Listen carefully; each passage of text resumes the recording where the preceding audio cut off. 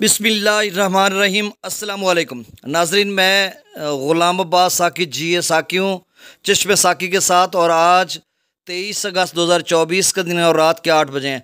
नाजरीन, बहुत ही अहम ख़बर है एक बारिशी स्पेल के हवाले से और उससे जुड़ी फ्लैश फ्लडिंग के हवाले से। बाकी दरियाओं का डाटा भी शेयर कर देता हूँ। और ये मौसम की जो सूरत हाल है वो इंतहाई शदीद किस्म की है, जिस तरह से इदारे बता रहे हैं। तो आप सबसे गुजारिश है कि मेरे इस यूट्यूब चैनल चश्मे साकी पर जो नए दोस्त सुबह में इसको सब्सक्राइब करें। बहुत शुक्रिया जो कर चुके हैं, उनका भी शुक्रिया, और न्यूज़ सब्सक्राइबर्स को वेलकम कहता हूँ। सबसे पहले मौसम की बात कर लेते तो नाजरीन, जो PDM में पंजाब ने भी अभी अलर्ट जारी किया, जिसमें उन्होंने इसी बात का इरादा किया जो FFD ने किया, जो पाकिस्तान मेट्रोलॉजिकल डिपार्टमेंट ने किया। तो उसमें जो लिखा जा रहा है वो पहले भी मैंने आपको पढ़ सुनाया, क्योंकि शाम की रात की वीडियो में काफ़ी सारे दोस्त काम काज के सिलसिले से वापस आते हैं तो इस व्लॉग रिपोर्ट को सुनते हैं। तो मैं आपको बताता चलूँ कि 26 से लेकर 29 अगस्त तक शदीद किस्म की बारिशी स्पेल है, और जनूबी पंजाब, मुल्तान, बहावलपुर और डीजी खान डिवीज़न में और कोह सुलेमान, कीरथर, ये सारे इलाकों में शदीद किस्म की नदी नालों में तुग़यानी होगी। और फिर सिंध भर में भी शदीद मूसलाधार बारिश होगी। वो आगे चलकर मैं आपको बताता हूँ, क्योंकि 8 से 10 रियासतों में जो मगरबी बंगाल से एक कम दबाव वाला सिलसिला है वो असरअंदाज होगा। फिर वो पाकिस्तानी सरहद के साथ राजस्थान में बहुत ज़्यादा बारिश बरसाने का सबब बनेगा। लेकिन हिमाचल प्रदेश का उन्होंने लिखा, उसमें वो उस शिद्दत के साथ उन्होंने लिखा जिसमें सतलुज ब्यास के कैचमेंट एरियाज़ हैं कि वहाँ पर जो है इस कदर बारिश होगी, वहाँ पे भी होगी, लेकिन कुछ कम होगी। जिस तरह से राजस्थान या दीगर रियासतों में होगी उस तरह की से नहीं होगी। बाकी भारतीय पंजाब का उन्होंने उसमें जिक्र नहीं किया, IMD ने, इंडियन मेट्रोलॉजिकल डिपार्टमेंट ने, ना ही जम्मू और कश्मीर का किया जिक्र। अब वहाँ पर लिखा क्या जा रहा है आगे चलकर मैं बताता हूँ कि सतलुज, रावी, चनाब, झेलम, सिंध की सूरत हाल क्या रहेगी। और सिंध में जो बहुत बड़ा सैलाब का ख़तरा पैदा हो गया गुड्डू से आगे या थोड़ा पीछे, जहाँ तक जो ट्रिब्यूटरीज़ हैं या जो टोरेंशियल फ्लोज के टोरेंट सेल्स से जो पानी आता है वो आगे इंडस में यानी तौसा की डाउन स्ट्रीम में और गुड्डू की अप स्ट्रीम में दाखिल होता है, यानी तौसा और गुड्डू के दरमियान। तो वहाँ पर क्या सूरत हाल रहेगी। अब उन्होंने लिखा, जो PDM में पंजाब ने लिखा या FFD ने या PMD ने, तो उसमें लिखा हुआ है रेनफॉल आउटलुक। ये मैं आपको बता रहा हूँ कि मेट्रोलॉजिकल जो सिचुएशन है वो बताता हूँ, और उसके बाद हाइड्रोलॉजिकल सिचुएशन बताऊँगा, दरियाओं की बताऊँगा बाद में। पहले मौसम की समझ लें। तो उसमें उन्होंने लिखा watch likely intensification and westward then south westward moderate of low pressure movement of low pressure area over West Bengal, widespread thunderstorm rain of heavy to very heavy intensity with isolated extremely heavy falls may occur over South Punjab, DG Khan, Multan and Bahawalpur division, Sindh all divisions and Balochistan, Job, Sibbi, Nasirabad, Loralai, Kallat and Makran divisions from 26th August। अब ये 26 अगस्त से शुरू हो रहा है। नीचे उन्होंने लिखा वाच, ये भी लिखा कि मतलब इसको देखते रहिए। और इसमें उन्होंने लिखा from August 27 and onwards severe flash flood situation is likely to develop in the areas along Suleiman and Kirthar ranges including Nallas in Balochistan। अब ये जो सवेयर है इसका मतलब होता है शदीद, यानी एक्सट्रीमली, और सवेयर जो है ये आखिरी लेवल के अल्फाज हैं। ये जो हैवी वगैरह इस बहुत ऊंचे से बहुत ऊपर हैं।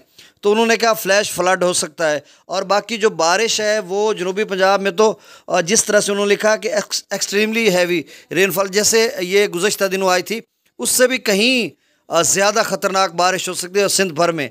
अब जो आप दोस्त अहबाब हो, ख़ासकर जनूबी पंजाब के या सिंध के दोस्त अहबाब, जहाँ पे शायद वस्ती पंजाब के कुछ इलाके भी उसमें ज़्यादा में आए, या फिर कोई नई डेवलपमेंट आए जो अपर पंजाब या दीगर पोठवार या ऊपर के इलाकों को टच करे या हिट करे बलाई इलाकों में। लेकिन फ़िलहाल जो उन्होंने अब अपडेट किया ताज़ा तरीन वो यही है। अब उसमें जितने दोस्त अहबाबों की तिल्ली की फसल तैयार है, थ्रेश होने वाली है, उसको कटा लें, कपास की चुनाई, जो भी आपके मामलात हैं वो आप जहन में इतना रख लें कि जो शदीद किस्म की बारिश होगी शहरों में, अर्बन फ्लडिंग होगी, शहरी दोस्त भी आपने थोड़ा सा एहतियात करें, और जो देहातों के लोग हैं वो भी एहतियात करें। आपने जो मामलात हैं उसको 2-3 दिन के अंदर मुकम्मल कर लें। 26 से लेकर 29-30 तक, फिर 2 सितंबर तक वैसे सिलसिला है, लेकिन उसकी शिद्दत 3 दिन है। तो वो जो है ना वो बड़ा सख्त किस्म का है। तो आप अपने तमाम मामलात जो हैं उनको ज़रा बेहतर और एक मेकनिज़म के साथ उसको हल कर लें।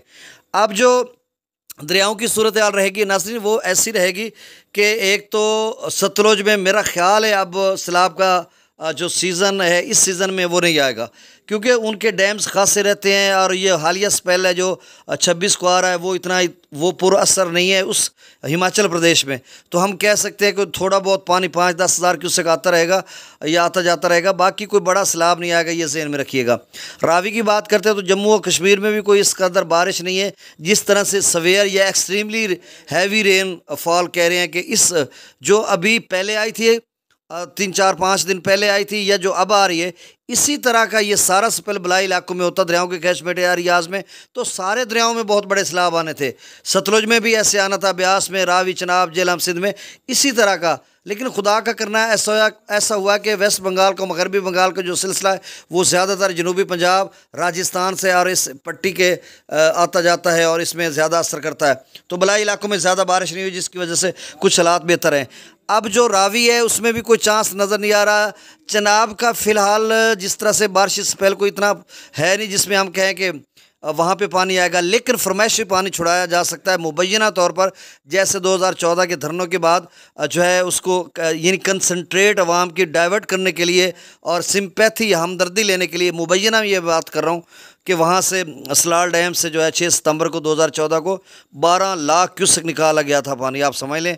तो फिर आगे कितना उसने नुकसान पहुँचाया ये वो। तो इस तरह की दोबारा की कोई बैकडोर डिप्लोमेसी चल जाए तो हम कुछ नहीं कह सकते। सरे 10 जो हालात हाजरा नज़र आ रहा है उसमें कुछ भी नज़र नहीं आया, मतलब कोई सैलाब नहीं है। झेलम में भी नहीं है, सिंध में भी पीछे जो अपस्ट्रीम है वो डाउन हो चुकी है और नॉर्मल होता जा रहा है। सिर्फ जो सिंध का आगे है वो मैं बताता हूँ।